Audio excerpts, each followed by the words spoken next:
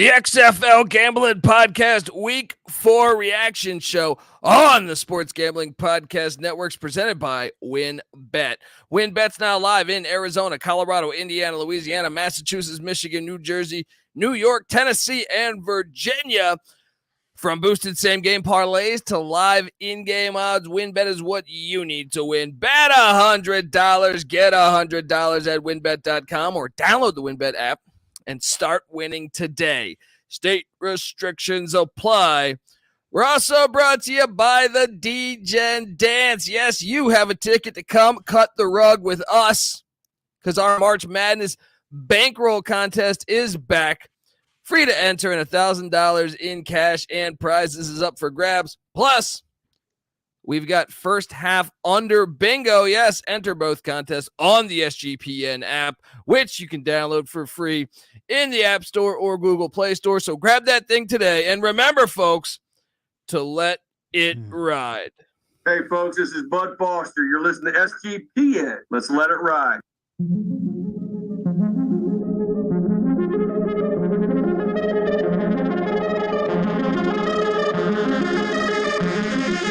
Is this or is it not the XFL? Yes, it is. Do I not currently have a pulse? Yes, I do. Let's play football.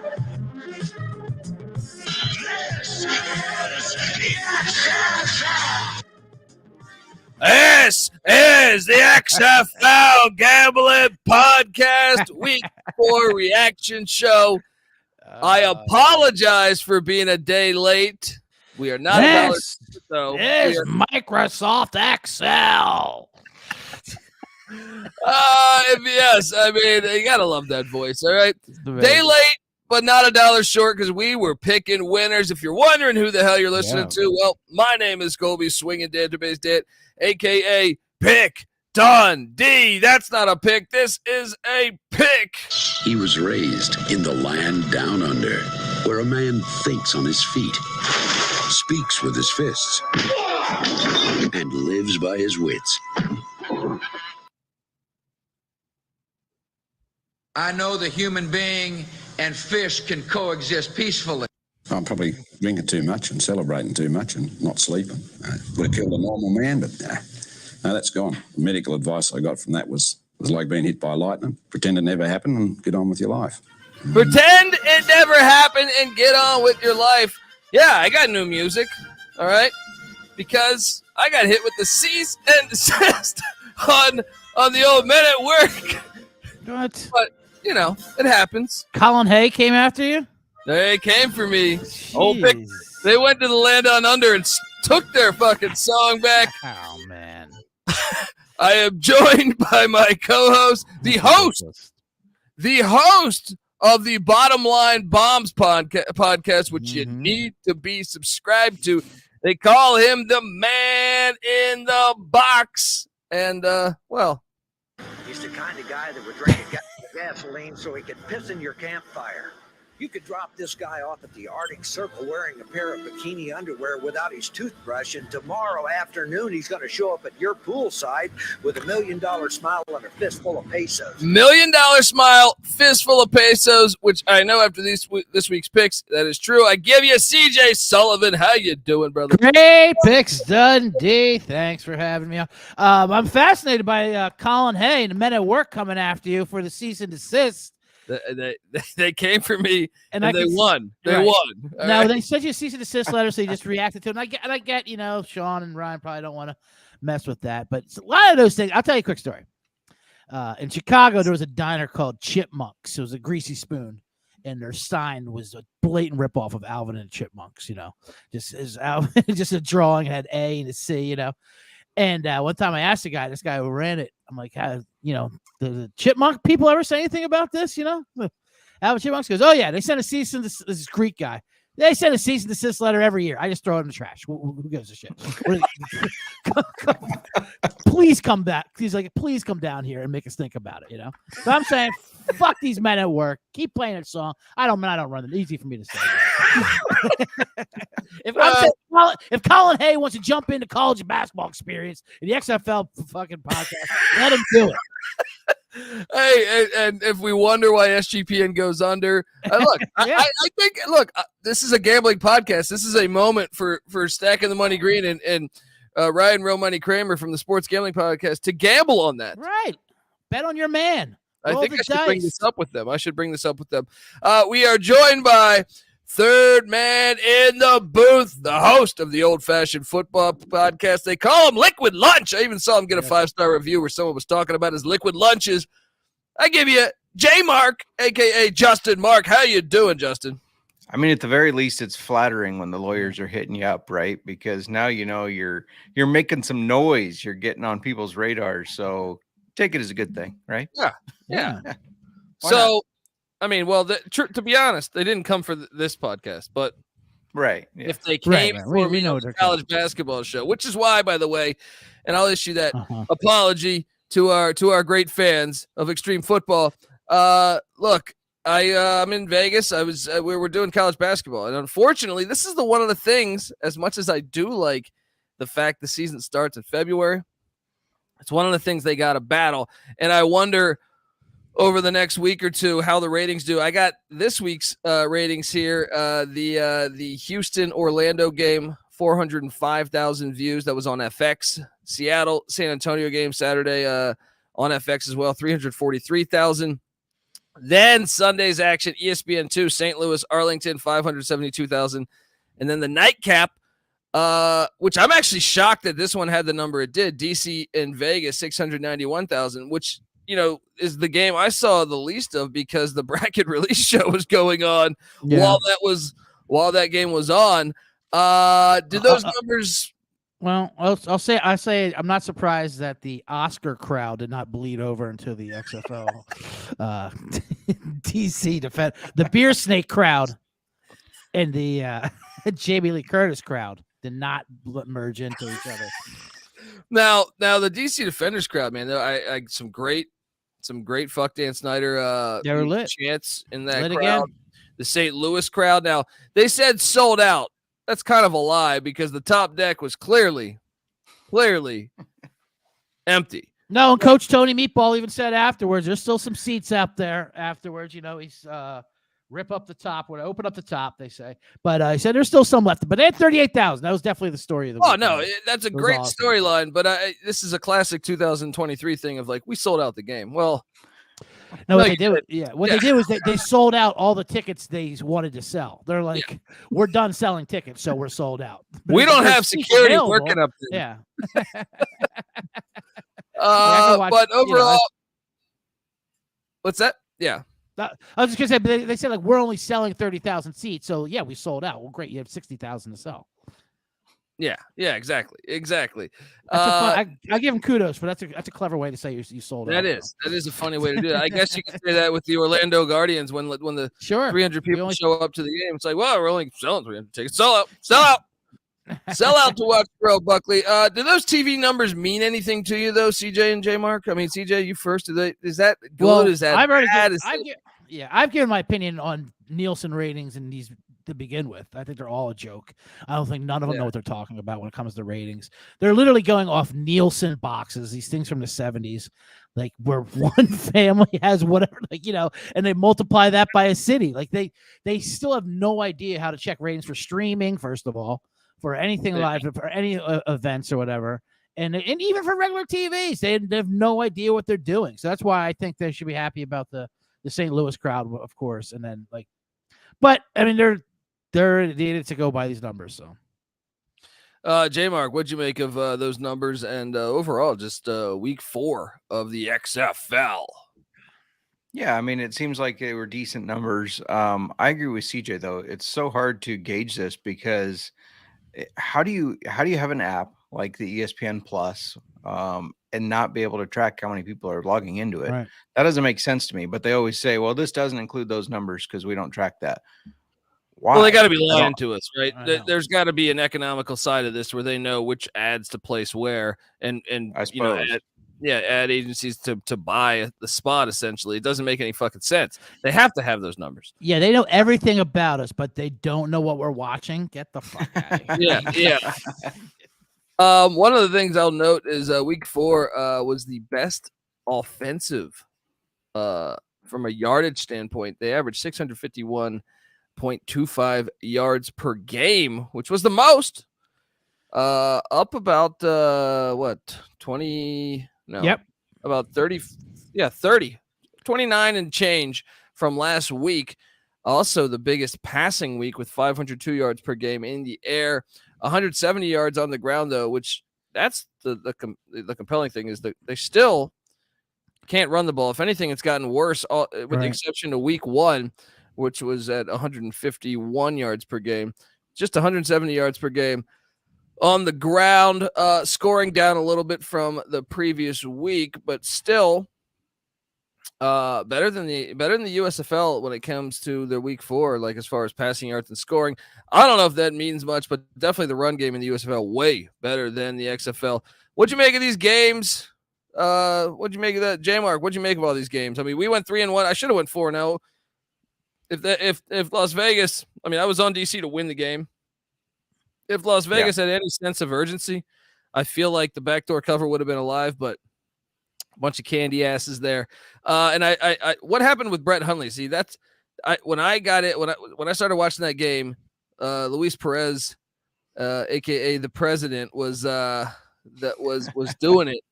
And I know you saw him and you had to be thrilled. But what happened to Brett Hundley? Yeah, so that was interesting. The very first thing they said when he came out of the field, the sideline reporter who's there trying to interview everybody right after they come out said, well, it was a performance-based. I'm being told it's performance-based. And then, like, I don't know, 10 minutes later, the guys in the booth are going, well, it might be an injury. We're not sure. So it's like somebody's like, we already are on record of paying this guy a bunch of money. Don't say that. So I don't know what it was. I mean, he got pulled after he fumbled the ball. His numbers weren't terrible before that, but he had a hamstring or something. I think his hamstring didn't perform with the rest of his body after one of his runs. So yeah, it was performance-based already. Remember though, they fired their OC just a couple days before that game. That's the one that I didn't get much eyeballs on. I caught the fourth quarter. But DC, so I went 3-1 on the picks straight up. Same. I feel like the Sunday night games I've been terrible at handicapping these Sunday night games. Well, but the offense was fine. Vegas averaged 7 yards a play. They should have. They outgained DC. What happened? It was crazy. They had a lot of. It was fluky. A 4th and 1 from the 15, all across the league. By the way, the 3rd and 1 and 4th and 1s have been terrible. They can't run the ball. They're running it up the middle, and they leave the weak side completely unprotected, and they just crash down every time. And they don't learn their lesson. Bring a wide receiver, crack somebody. You have to just get in their way. They have 2 unblocked guys every single time, and it happened in the St. Louis game, it happened in the DC game multiple times, and then DC itself. I mean, Vegas itself. The touchdown before half absolutely killed them when they scored a touchdown. Then they reviewed it and said it was no touchdown. And then they did a 10-second runoff, and they went to halftime. And Rod Woodson did not recover from that moment. So I'll just say that. I saw him going at it. I saw it on social media. We're gonna go game by game here and break down this stuff. But before we get to that, I want to tell you that the XFL Gambling Podcast on the Sports Gambling Podcast Network is brought to you by WinBet, and WinBet's now active in Massachusetts and a ton of other states. Be on the lookout for the WinBet win hour, essentially, each Thursday from 5 to 6 p.m. Eastern time during WinBet Win Hour. Marquee games of the week will have better odds on WinBet, giving you a larger payout opportunity. And you better believe March Madness is here, and there's so many ways to win on the big dance. College basketball left and right everywhere you turn. Sign up today to receive a special offer. Bet $100, get $100, limited to state availability. And, of course, for our DGens only, if you hit the biggest long shot parlay of the week, you get a $1,000 free credit. There's so much to choose from, and all you have to do is head over to winbet.com or download the WinBet app. Offer subject to change, terms and conditions, winbet.com. Unless you're 21 or older, present state where WinBet is available. If you receive someone you know has a gambling problem, call 1-800-522-4700. We're also brought to you by our March Madness contest. Yes, the DGen Dance. Get out on that dance floor. Don't be afraid, because you never know what you can win in a free contest, baby. And our March Madness bankroll contest is back. Free to enter, and $1,000 in cash and prizes up for grabs. Plus, we've got our first half under bingo, where you can win a SGPN gift card. Enter both contests on the SGPN app, which is free to download in the App Store and Google Play Store. So go do that. And remember to let it ride. All right, guys. Here we are. We're recapping another wild week of XFL action. Can we talk about this before I go game by game? I understand they decided to schedule the in February, the kickoff of the season, which I'm on board with. I'm on board. But what I don't understand is they put the best game this week and maybe the best game of the season, Seattle and Houston, on Thursday night on the opening night of March Madness. That thing is not going to do good. I can make that projection right now. I don't think the numbers will be great on that game. Why would they do this? And I thought in other weeks, I have a problem with their scheduling. Do you think it's just the networks telling them, hey, fuck you, this is where we want you? Absolutely. I don't think they have any choice of where they're going to go. Like I compared them like to an indie band. It's like, you have your gig here in Minnesota, get in the van. We're heading to Dayton after this, and you're driving. We got to be there tomorrow, like an independent hockey team or something. Like they go where they're told, basically, when it comes to this point, but you're right. I mean, it doesn't make sense. I don't understand why they don't tack Friday nights in general, like the Friday night high school football, and the Canadian leagues. Yeah, I agree. College should football, be all 4 nights. Yeah, college football increases their value on the weeknights. A lot of those programs. J Mark, any thought on that before we hop into it? Because I don't know. I mean, I even thought, but I guess I'm surprised a little bit that the DC game charted that well, knowing that Selection Sunday. But here's the thing: it was right after Selection Sunday was done. I feel like that was done by about 4:00 Pacific time, so it kind of like bled right into. I just had to do a show on it. So maybe that's why the numbers, there was no other sporting events, I feel like, last Sunday night. Right. It was just the Oscars. And Sunday night in general is the most watched night in television just by everybody because everyone's home getting ready for the week ahead of themselves. Yeah. But I expect them to I just thought they'd be a little smarter on the Thursday night thing, but I think you're probably right, CJ. J Mark, what'd you make of that? Yeah, I mean, it's a late game, so at least they're not competing with a ton of the games in the tourney, but yeah, it is interesting. You would think there would be a better times that they could schedule those. But again, I mean, there's a lot of basketball over the next week here. So maybe just finding some time, it's all they could do. Is just let's throw it in late Thursday and hope it does all right. Yeah. I'm still going to bet on it. I'm here in Vegas. Let's go. And that's what's cool, too, is that, look, they got a kiosk. Shout out to the new kiosks that they have here in Vegas where you don't have to actually go to the book and wait in the line, which I still enjoy. But they also have a little kiosk where you can just bet. It's like a slot machine. Beautiful. And they have XFL on and everything. Get yourself out to Las Vegas, folks. Yeah. Stay at the Win. And right. hit that kiosk so it runs out of paper. Exactly. The first game that happened was the Houston Roughnecks and the Orlando Guardians. I've been on record saying Orlando's not the worst team in the league. And I think I'm still, I know you pressed me for my power rankings, which we'll get into later in the show. And I put Orlando in the back this week. But as I was number crunching here, I think I might have messed up. I kind of think Orlando still is better than Arlington. Dude, they put, you see how many yards they had? Yeah, they're not, though. I mean, you can think it. Terrell Buckley, I saw him yelling at some of his players. That's a problem. Surprise. Buckley's got that team being a mess. But come on, Houston is good. And shout out AJ Smith. I love the Mike Leach shout out. They're running the Mike Leach offense. They did the double pass. Yes, touchdown. XFL in general had more trick plays, I thought, this weekend. Kind of like a halfback pass, a double forward pass, of course, just reverses, more things as they get more comfortable. I think going along, they're going to start opening it up. Things I thought they would be doing from the get-go, And, we nailed this one. I feel like, well, me and you, CJ, J Mark, were you on Houston too? Yeah, I went 4-0 on the money line, 3-1. I think you and I basically had the same picks, which I know you copied mine, so that's cool. It's not a big deal. There we go. I mean, I'm still like Houston's doing what they have to do. They kicked ass. They got helped out by that fumble that backwards pass Paxton Lynch that still hasn't. Oh my God! And that was another thing. And then Buckley challenges it, and I know, what is and Blandino basically just laughs in the booth, like, "What? He's challenging that? No, okay." Every turnover is reviewed. Every play is reviewed, right? It's like, come on. He was watching like conference tournament games. Blandino up there. Yeah. Hey, you want to switch over that play? See if that was a lateral. Oh yeah, that was a lateral. Anyway, back to back to the Big East championship game. That was like the first drive, I feel like, for Orlando. So it's like Terrell Buckley pissed away his challenge. Right. It was you only get one. Within 2 minutes. Pissed it away. And, I like Houston looks good, but at the same time, I can't help but watch and say, they haven't played a good team. And I'm like, they still haven't. You get a play like that where you get a defensive touchdown just handed to you. I can't over reward that.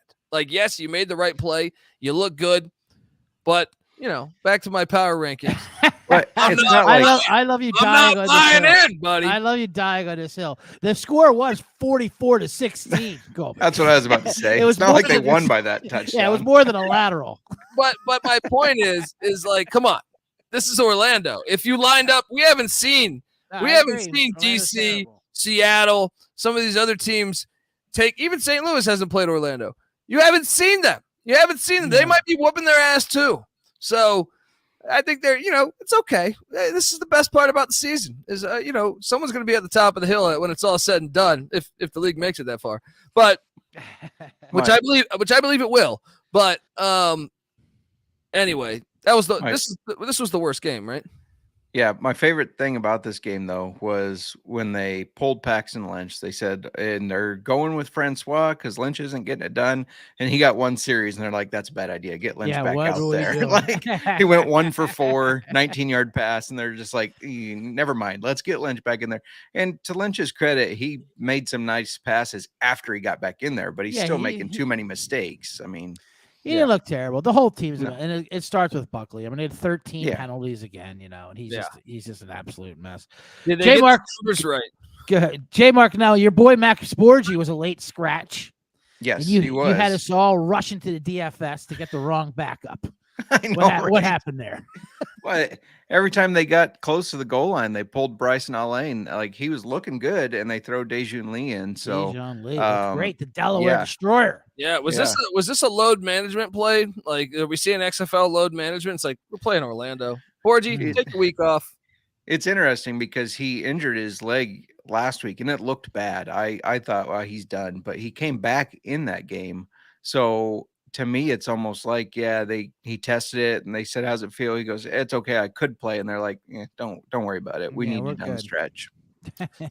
All right. Well, look, I mean, I just want you to know that I get it. You guys, like to shit on me for thinking that Orlando, look, is not the worst team in the league, but they had a lot of yards of offense, guys. Like, you gotta at least like humor me on this. Like, when I watched the Arlington Renegades, which we're about to get to in a minute here, they can't move the ball. Like, I get it. Orlando, they're a disaster. They're a turnover machine.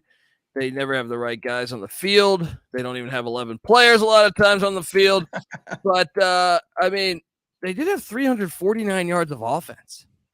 To me, that means something. That means your offense is somewhat, doing okay. Now, yes, you're getting blown out. You're not able to capitalize. We'll see down the stretch, but I'm gonna go back to this in a second. I agree. For your yardage only power rankings, they're steadily climbing. Hey, it tells a tale of something, though. San Antonio Brahmas. Yeah, San Antonio Brahmas at the Seattle Sea Dragons. Yeah. This game was a bit perplexing. Yeah, I mean, this game. Obviously, we hit on my future's looking better. We hit on the Sea Dragons here. They won 15-6. Little rock fight in the XFL, but I think one of the more puzzling things was Brahma's rush for just 21 yards at 1.9 yards to carry. It's awful. Awful. And Jack Cohn was their leading rusher. Right. And Ballage had 5 for 5. Jack Cohn was just awful. Seattle's run defense. Jack Cohn being terrible. Seattle's run defense is not known to be good. I'm like my DFS roster got cooked because I decided to roster some running backs for the Brahmas in multiple lineups. They got zooked, if you will. Ron Zook, the DC of the Sea Dragons, getting it done. Guys, what'd you make of this game? And I have a hard time. You could talk me into like San Antonio perhaps getting to the level of the Arlington Renegades too, because well, you'll find out next week when they play each other. Hines, I don't know. It was a weird game. Jack Cohn is just terrible. I think if you fix a Jack Cohn problem, San Antonio will be just fine. I think they will be able to run it. They've shown that they can run the ball. Is Jack Cohn better than Paxton Lynch?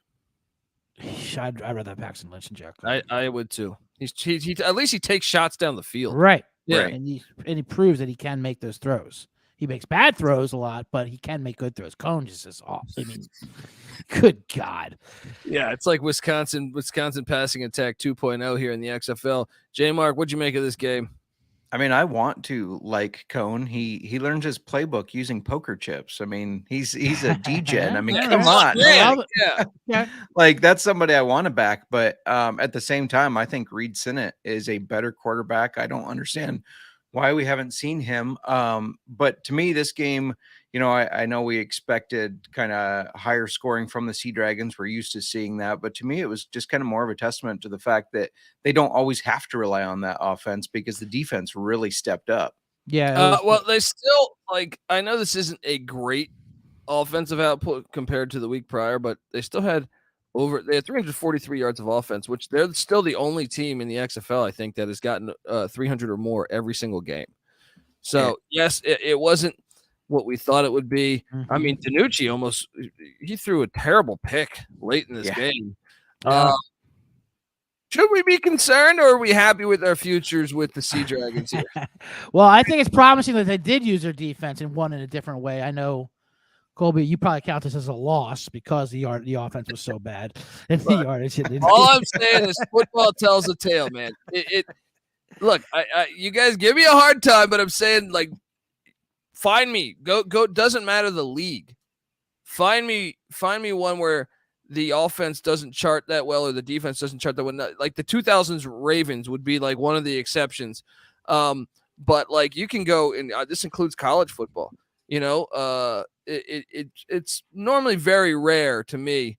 And if you're both bad offensively and defensively and somehow have a winning record, it's almost like I feel like that happens once every decade. What in whatever the sport, where you'll see, wait, how did this team go in college football? How do they go, 8-4 when they have a bottom half offense and a bottom half defense? That's all I'm saying. That's all I'm saying. Is, normally tells the tale. But hey, I still got my future on the Sea Dragons. I'm optimistic. I know, maybe the weather there in Seattle, but weather wasn't good everywhere, and it seems like there's a lot of drop passes too, all over the place too. I mean, it seems like across the league. Like, you know what I mean? Like, it's not just the offensive line being bad. Like, I think it's these receivers, which the league is based around because of the way nobody's running the ball. These receivers are just metaphorically and literally dropping the ball across the field. I see what you did there. Yeah. Let's hop on over. This is the one I want to talk about, guys, because, I hate to brag, but I love to brag. Sloter. You love to hate to say you hate to brag. Yes. Well, look, I'm a Sloter guy, but I knew that the guy takes a lot of crazy chances, and also it doesn't matter. One of the most overrated things I think in football is the quarterback. We just saw Jimmy Garoppolo got paid. I mean, I don't understand why, but my point is that just because you're on a team that can block for you does not mean you're a good quarterback. And Sloter, 3 picks. What'd you make? I mean, look, I think he's a good quarterback, but it doesn't matter. If your O-line sucks, you're going to be terrible. J-Mark, you're a Sloter guy. You're a Brian Scott guy, right? You're buying into some of these USFL quarterbacks that are in the that were in the XFL or in the XFL. What'd you make of Sloter's performance? watching him now, and I watched him a lot last year in the USFL. He didn't run for a lot of yards last year. I think only like 50, but he moved the pocket a lot. And I don't see him doing that. I think part of that is the Stoops offense holding him back some, but I almost wonder if there is something like last year he did have an injury in the USFL. I wonder if that's holding him back a little bit, whether it's a mobility issue or he's playing scared. But yeah, he doesn't look like the same Kyle Sloter to me. Taking chances or not, he's not moving the same. It's not, okay, maybe there's something there with the injury thing, but I think this is the worst offensive line in the league. And to me, it doesn't matter if you have Broadway Joe back there. If you have the worst offensive line in the league, you're going to make your quarterbacks look awful. That's just the reality. They didn't even break the 50-yard mark. 49 yards rushing. They suck. This team's the worst team in the league. Look at the numbers. All right. Look at the numbers. They can't move the ball. I will give you that. Arlington offense is easily the worst in the league. It seems like Bob Stoops isn't even like, I think he's aware, but he feels like he's not even invested in it. He's like, his quotes were like, "Boy, had some bad football out there, boys." Like, golly, yeah, all right, Stoops, how about you do something about it? I mean, you're the coach of this team. You can make changes. He looks at it like a vacation gig. He's like, right, yeah. Woo! You guys see that? That was terrible, man. Who put Sloter out there? You did, Coach. Oh, all right. See, this is my thing. Orlando's a better team because Orlando can move the ball. Even when they have like 10 players on the field, they can move the ball. I'm telling you, I can't wait for when they play because I think I can get a dub there. I think I can get a dub. Arlington does have good defense, though. 36 of their 49 points, I read this, is off of turnovers. That's how bad their offense is. That's incredible. That's incredible. Amazing. But they also ran into a buzzsaw cacaw there in St. Louis. J-Mark squad, 38,000, led by Tony Meatball and Ozzie Smith and everything out there. What the hell was going on in St. Louis out there? Brian Hill, the St. Louis native, A.J. McCarron's kids were crying. Everything was so St. Louis. Nelly switched his fucking Band-Aid over to the other side. I saw some fans dressed like RoboCop. We're like, there to support the Battlehawks. Yeah. Shout out to Chad G in the chat. He goes, ask Pat Mahomes after the Super Bowl about how important O-line is. There we go. No kidding, Chad G. See, Pat Mahomes is really just Kyle Sloter, but with a good offensive line. Sure. That'll get behind. Not your Houston power rankings, but that'll definitely get behind. Did you guys hear, speaking of Tony Meatball, did you hear him? He pulled the ref over. He goes, "Can you guys take a look at that?" And the ref goes, "It's up to you, coach, whether you want to look at it or not." Which is a good way to do it because not burning your challenge, but yet still right. I like it. Can you look at that, guys? Unlike Rod Woodson, who called a timeout just for them to explain something to him. What happened there? What happened? That was a penalty on you guys. All right, cool. Thanks. Just wanted to burn a timeout, so I knew that. Still nothing better than Terrell Buckley saying, "Wait, we only had 9? We only had 9 on the field?" So where were the other 2 guys? I love how he didn't notice in real time. Right? Mm-hmm. I was telling him. Can I get one of those live iPads? Are we out of iPads? Yeah, I mean, is St. Louis a real threat to be so I know we're going to get to our power rankings here, but is St. Louis a title contender, CJ? Well, I mean, if they're definitely a force at home. They luck box their way into it. They're in a good position. They play DC next week in a revenge game.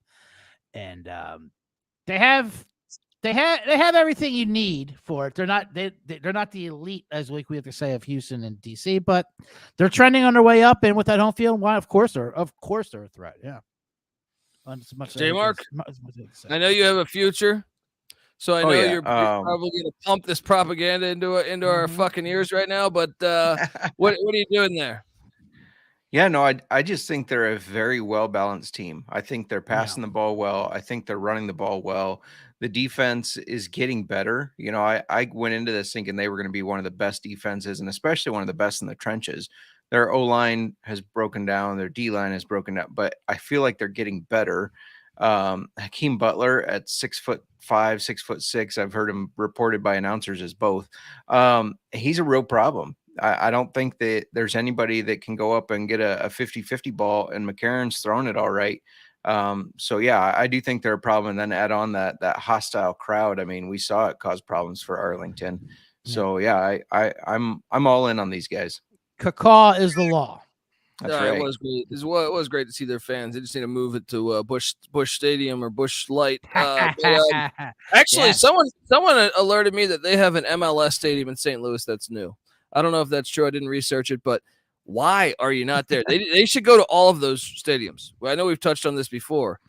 They're the perfect stadium. You can look at Aldi Field. I think it's you hate the dome. That's what it is, right? Well, also just it's a bad look still when you have the top deck that's completely empty. When I watch a field goal go in, and it looks like one of my comedy shows, CJ. All right, you know what I mean? They're not leaving in the middle of it. but yeah, I mean, to me, I would think smaller. That's a good point. Environments. Yeah. But speaking of that, we go to Aldi Field, Vegas, DC. We kind of touched on this. Rod Woodson doesn't know what's going on. He doesn't know what's going on. Meanwhile, Reggie Barlow is the most underrated coach in the game because they got outgained and they won the game. The fans were great. You wonder how good DC will be away from home in the coming weeks. Do we think this team is still do you think there could be some fool's gold, or do you think? Yeah, I mean, I think we're going to find out a lot next week when they go to St. Louis for sure. But they are the only team that runs the ball. Like you said, no one in the league runs the ball. I think here's a stat. The league averages 77.5 rushing yards a game. DC averages 151. Now, granted, a lot of that's with quarterbacks too, but at least it's a running style. And that does travel well. Yeah, and you run the clock and can kind of dictate the pace of the game. Another thing that I thought they do a great job of, I'd have to pull up all the stats on this for the year. I think they turn the ball over the least. That makes sense because they don't throw the ball. At least in the air, they don't kill themselves in the air. When Slaughter's throwing a pick every other day, Paxton Lynch throwing the ball behind the line of scrimmage. All right.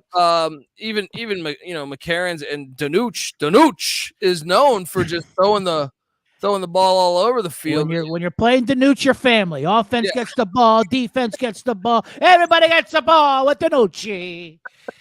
So I think that's the advantage of DC is they don't kill themselves. Now, do I think they might have some vulnerability? Am I surprised De'Aaron King doesn't get more touches? Sure. But I can't wait to watch this upcoming week, even though it'll be in the middle of the road to the Sweet 16. J. Mark, what'd you make of this game? What'd you make of some of those assessments? Are you buying into the defenders being legit? It's still hard for me to say. I think we'll learn a lot next week.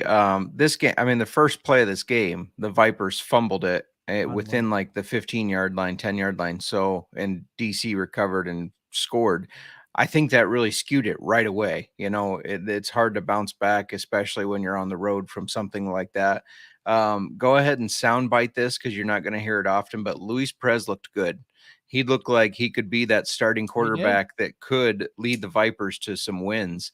Threw some of the best passes I've seen all year in the XFL. You hear that, CJ? Yeah, I know. I know it's weird to hear me say it, but that shot, send you an autographed jersey or something. That shot to Brandon Dillon that he threw was just that was one of the best throws I think we've seen all year in the XFL. He looked good, and so I think that this was just a little skewed based on how it started. They got in a hole here. I do think DC is a good team. I think they're a good team.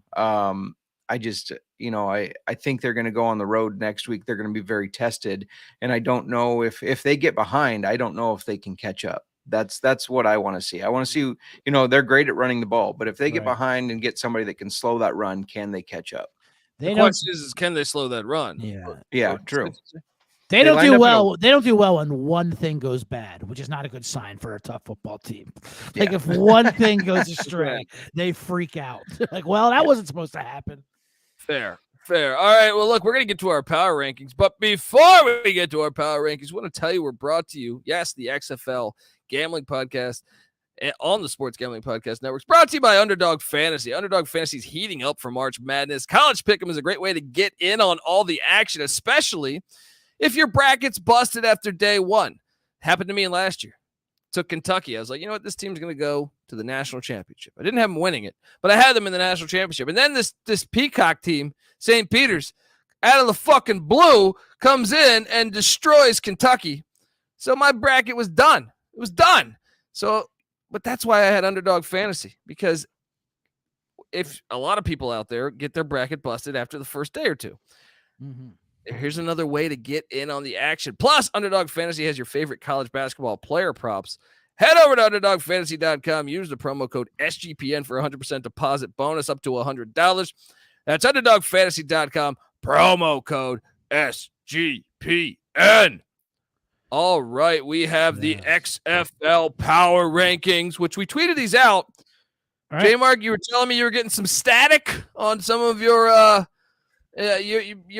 statements, perhaps your what you released. Talk to me. Yeah, so first of all, I threw it out on the Book of Faces because, we normally tweet it. I throw it on Reddit, but we don't put it on the Book of Faces. Let's a bring lot. Facebook back. Bring back There you go. bring back the ants to this discussion. I was always a your guy. Now, you know why CJ's saying this, because I asked which host is the closest with the power ranking. 67% voted for CJ. So no wonder he loves Facebook. No exactly. Wonder he loves Facebook. Yeah, who do you think was creating burner accounts to vote for that? 22% liked mine, 11% liked Colby's. Just some of the comments here. Now, you would have gotten another vote, Colby. It would be perfect if you had Dragons under Houston. They turned the ball over too much. I thought this was funny. Don't sleep on my OGZs. Hashtag stand guard, hashtag Orlando, hashtag Guardians, hashtag protect the city. How can anyone have Houston at 3 and turnover machine Seattle at 2? Frank Esposito not happy with you there, Colby. Frank Espo. And I can explain myself, Frank. Yeah, why don't you before right, we get to Carlton's here? Yeah. Look, when June Jones was at Hawaii going 12-0, they were playing San Jose State every week, right? When they played Georgia in the Sugar Bowl and they lost by 40, that's because they were playing San Jose State every week and they just weren't ready. So my outlook is that, hey, the Houston Roughnecks have looked great. I have nothing bad to say about them as a team. However, their schedule has been charming soft. All right. So I want to see them play some good teams. I want to see them be able to beat. Have they beaten one team that I think is good? No. They have not beaten one team that I consider good. So until otherwise, you vote for CJ Sullivan. All right.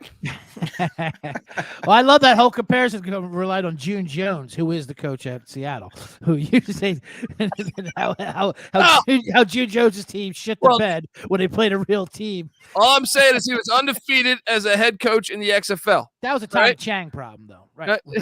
Timmy Chang, but the disrespect.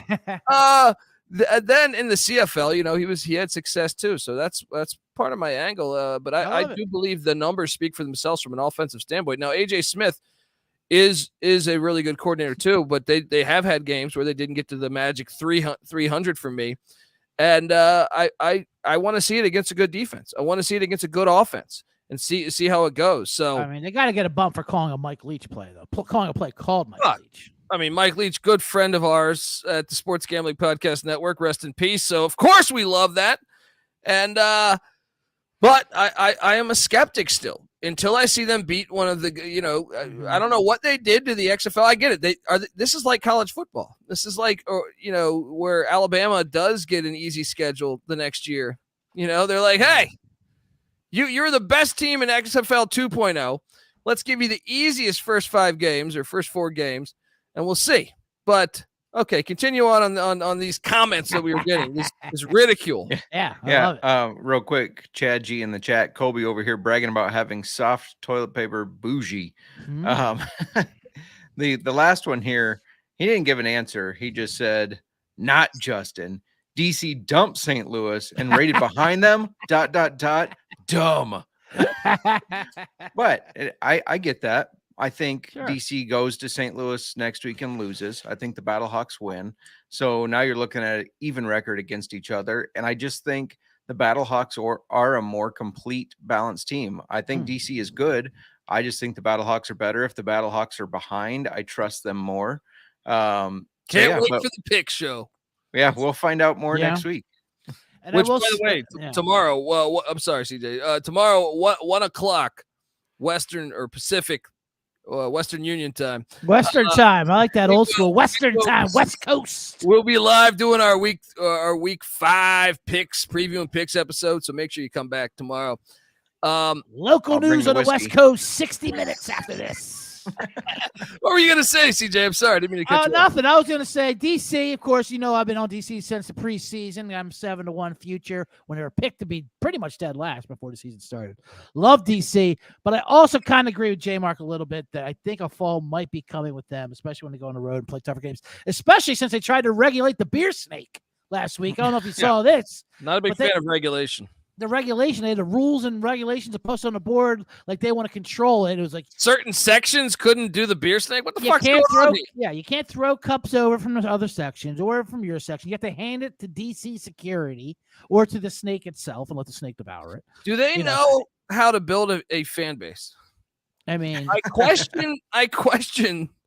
You know, the first time they took it away and you couldn't do it, and they threw the lemons. Right. Like, what are you doing?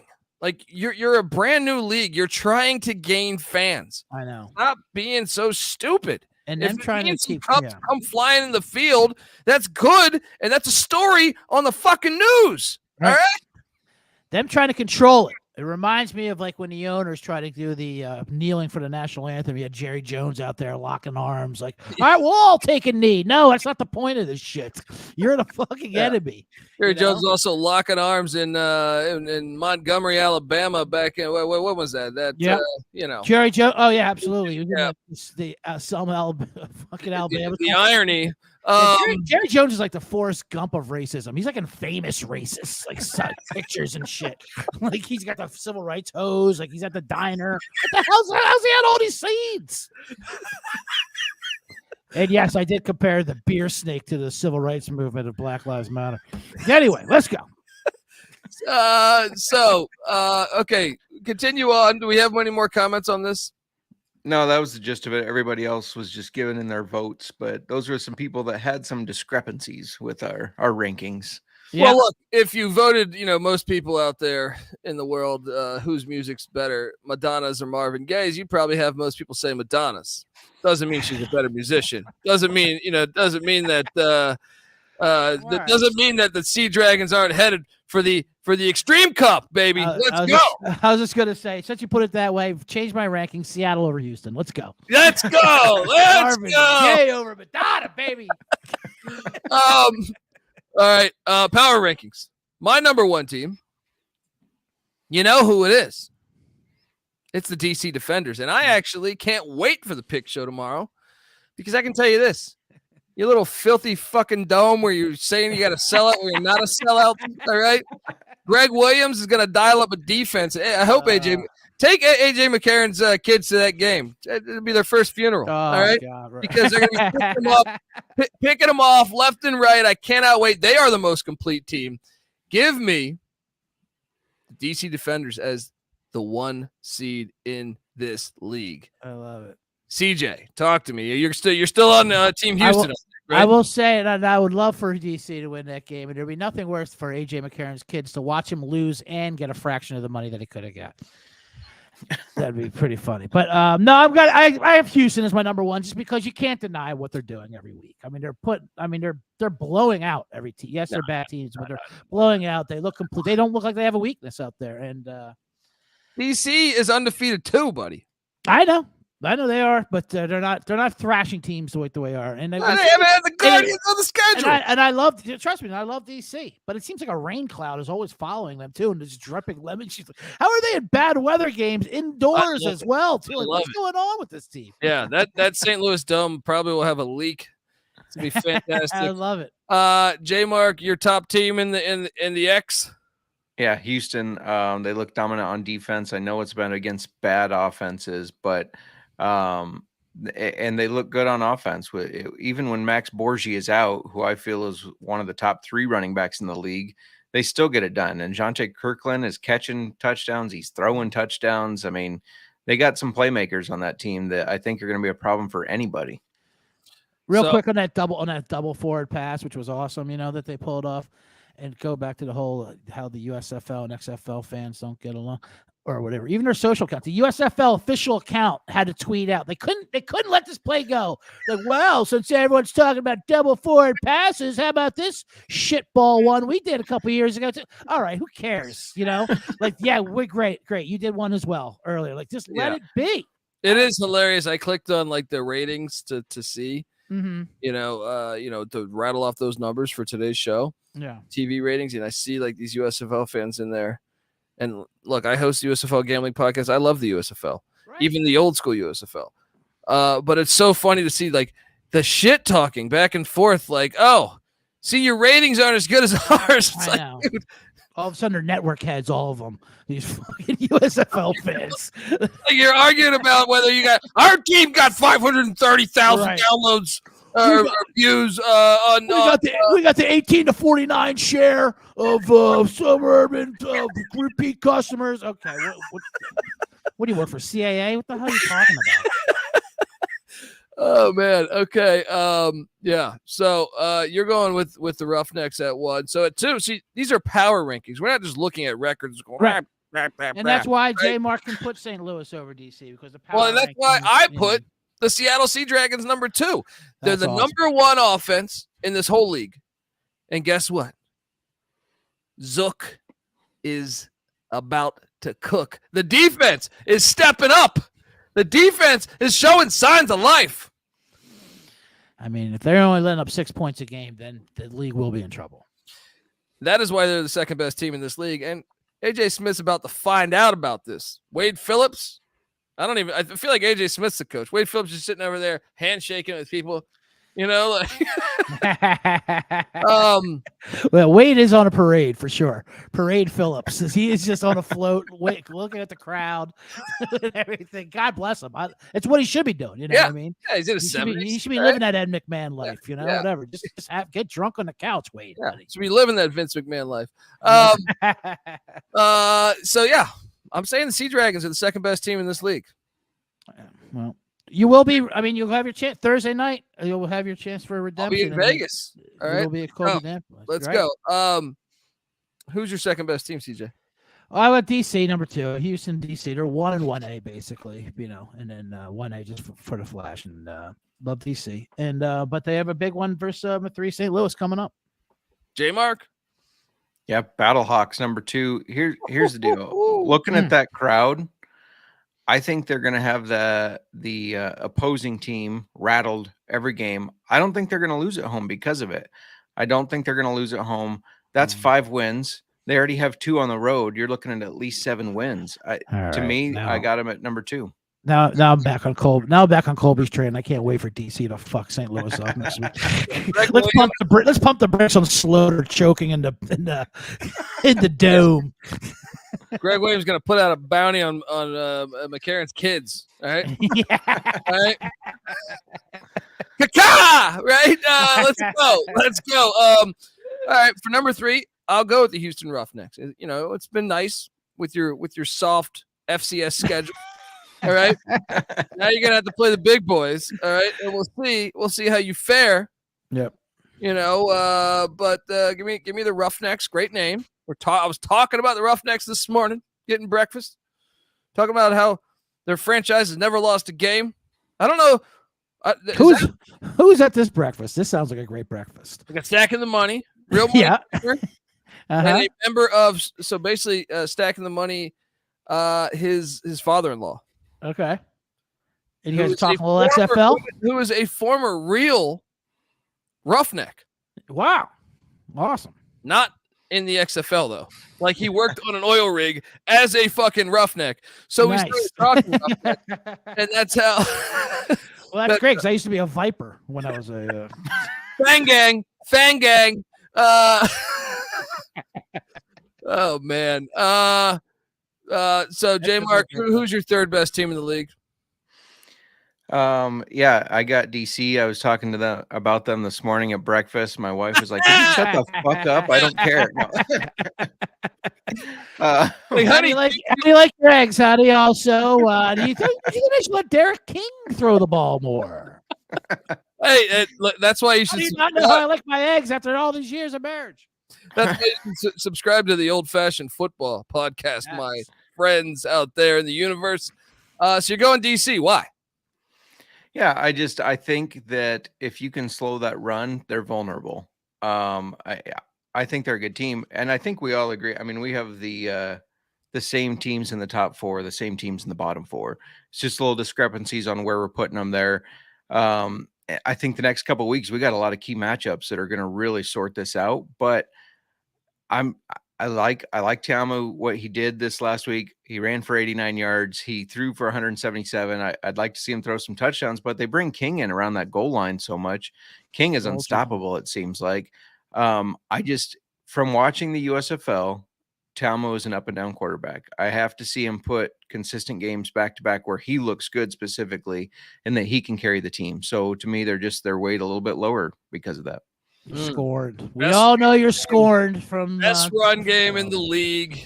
Okay, you get these new school football fans that think running the football don't matter. All right. Did you see him line up in the wishbone one play? I did. You better believe it.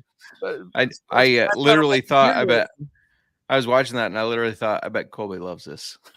Background on my computer right now is that formation. Let's go back to it. I love how he says he hates running the ball too. They still make him do it. Tell him. If not, he'd be working at Best Buy. Team 4. Now this we all agreed on the top 4. So for me, I have the St. Louis Battlehawks here. I do think they're the clear-cut 4th team. I actually think there's a tier above them. I get it. They have this little home crowd, but it's in a dome, so it neutralizes, the weather, and they won't have success, because the weather in St. Louis, that would be their advantage. They don't play into their advantage. And that's why I think DC is going to come down there and beat the tar out of them this upcoming week. Stick around tomorrow, week 5 preview and picks. But I think St. Louis is still okay, but I think they have a couple gimmicky, fluky wins, which I don't think is sustainable as the season goes on. So the Battlehawks are my number 4 team. I know these fans, RoboCop, will probably tweet me later saying I'm a piece of shit. I welcome it. CJ. I have St. Louis 3 and Seattle 4. I think Seattle obviously has a potential to be a better team, to have a higher ceiling, but St. Louis is more steady. I think Seattle is a little more untrustworthy with Danucci and the turnovers and everything they do. But and it's like St. Louis. Let's not forget how much St. Louis luck boxed their way into those 2 wins. But it doesn't matter at this point. They're definitely on the right path going forward. So I got Seattle 4. Although, like I said, it's promising that Seattle won with a defensive effort. And still got over the magical 300 yards. Got over the magical 300 yards, and they're playing. I mean, like you said, we'll see. Great game this week, but Thursday night, why? And we'll see. Yeah. J-Mark. Yeah, I got Seattle as well. CJ laid it out well. They are a great team. They turn the ball over a little bit too much to be in the top 2. And in my rankings, I thought defenders were a little bit better. So, but we'll find out a lot. Again, key matchup this week. We'll find out a lot this week about who Seattle really is. All right. Power ranking number 5. This is where it gets a little tricky here. I was of the opinion that it was originally, if you'd asked me last week, and I was like, it's San Antonio. I think no, it's Las Vegas. I think Vegas is the best team out here. I like both their quarterbacks. Sorry, J-Mark. I think both quarterbacks are actually some of the better quarterbacks in this league. So I think there's a chance even that Vegas could end up being better than St. Louis. But they don't have the crowd, but they have elite quarterback play, which I don't know that St. Louis has. So at position 5 there, Fang Gang, give me the Las Vegas Vipers. CJ, how about yourself? I try to create a one of those Joe Rogan meme things. So from the UFC, when he sees it, goes, they do that reaction. With your, I went San Antonio. Right here is the flip between San Antonio and Vegas. The same as I look at them as mini versions of St. Louis and Seattle. San Antonio, a poor man St. Louis. They're a consistent, they're low floor, not a high ceiling. Vegas has a higher ceiling, but they're very fragile, just like Seattle, where like if anything goes wrong, they just fall apart, And instead of Hunley and Perez looks good, but who knows what that's going to be. I mean, so I don't know. I want San Antonio 5. Also, I do have faith in Hines Ward still. He kind of has that Steeler personality where they would come on late, they would start off slow, build something, and then and Rod Woodson doesn't have that Steeler personality. Not at all. Not at all. He's a fucking restaurant franchise con artist who got out of town. It hijacked out of Station Square. Not at all. Hines Ward is that city. Rod Woodson's a fraud. J Mark, who's your fifth team in the XFL power rankings? I got the Brahmas too. I think they're a solid defensive team. If Jack Cohn can play with his poker chips just a little more and find out who his quick reads are rather than the dirt, I think they will get better. It's a big if. We've been waiting on that for 7 years. If you follow college football, like old Pick Dundee here. Look, I mean, they can't run the ball. That's why I couldn't take them there. All right. They cannot run the ball, with the exception of week 1. They haven't been able to run the ball at all. But I do have them next. So I do think those two are the clear cut. They're not on the true shit level of the XFL. Do you guys agree with that assessment? Are you guys going to go with Vegas next? Yeah, at least I do. No, J Mark does not. No. This is shocking. I wanted to shake it up a little bit. Maybe I'm just trying to be too hip and trendy here, but I threw Arlington in there. I think their defense is okay.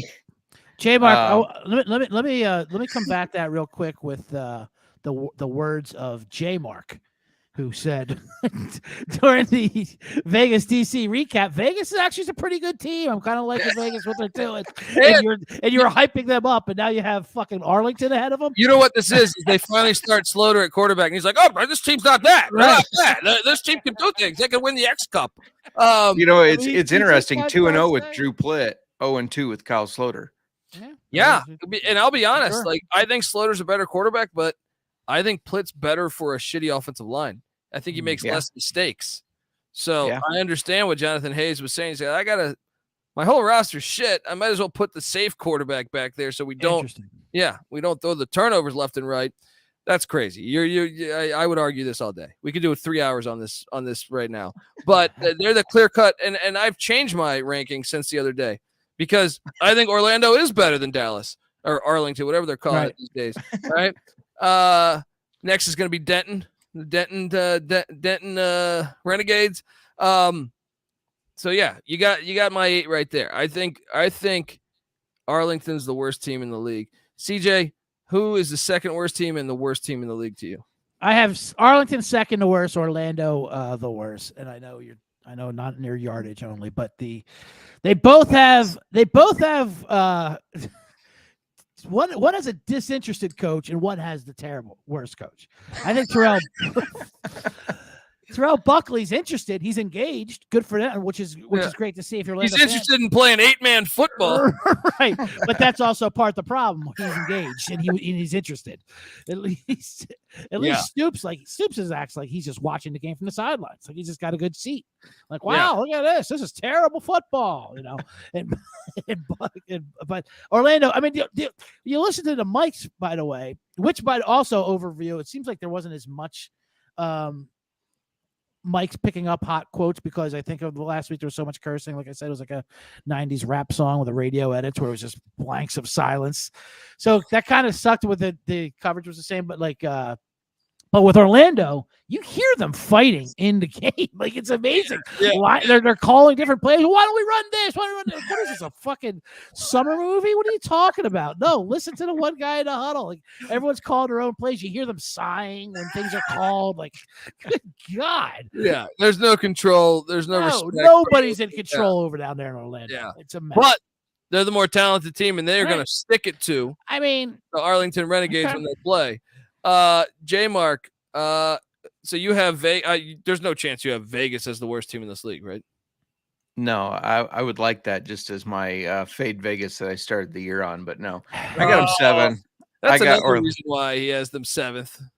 Yeah. I That's just thought my about 10 boy minutes Brian ago. Scott. I just think how 10 minutes ago he was gassing them up. How great they're a good team. You know what though? Luis Perez, he looked good in the USFL one good. game, and then he looked bad the next game. So if he starts next week, expect a bad game from him.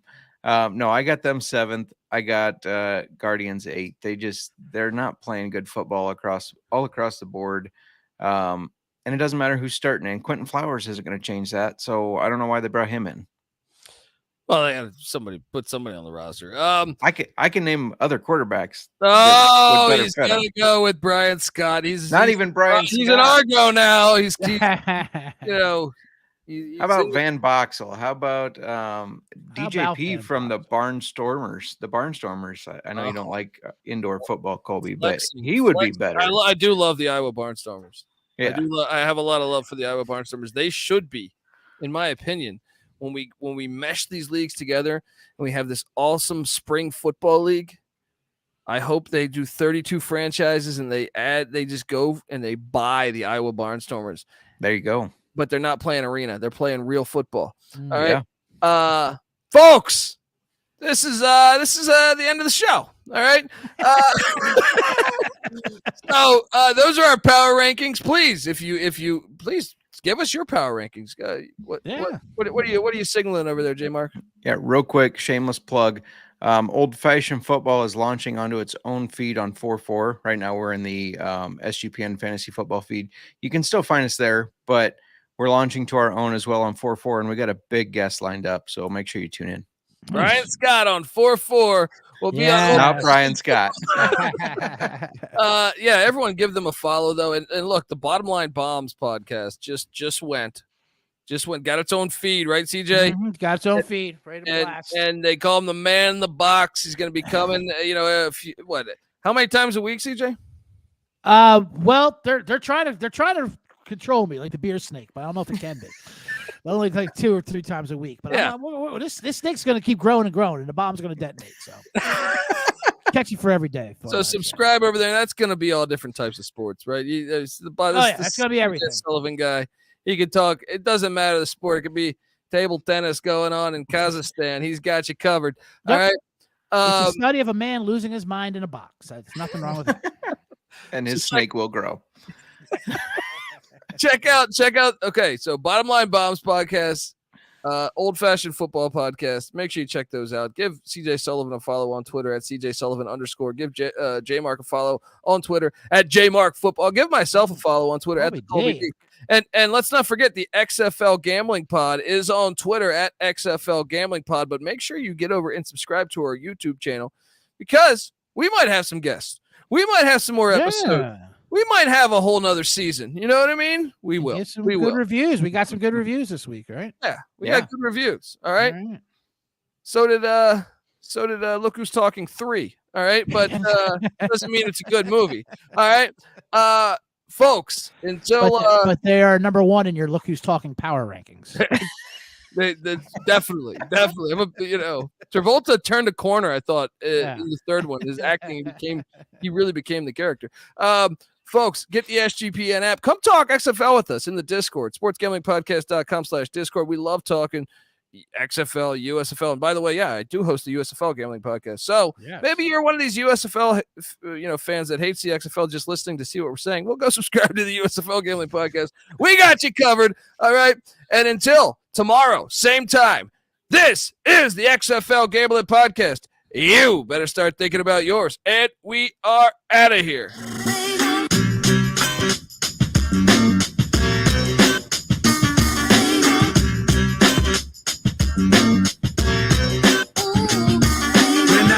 My darts, you get ripped apart. Save the cookie cutter mother for 106 apart. Cause of your liquor, will I sip your heart? You never dumb it down, dawg. If you're smart, I throw out a couple of lines. Fighters are quick to cross. Fish you on the dick to lie. Piss you off, it goes. Tits and bras, lips and jaws. I use my common sense to see the bitch and all. Good thing you got the market corner. Kids and malls. Rip the red carpet as you slip and fall off. Another career spear. Thanks for trying to block. You get an A for effort and an effort. Shut the fuck up. Here's a hint. Put down the mic, you catch a glimpse. And keep them eyes wide when you see me. Mics, I seize them. So when you see him, you got a good reason to look. Catch a glimpse.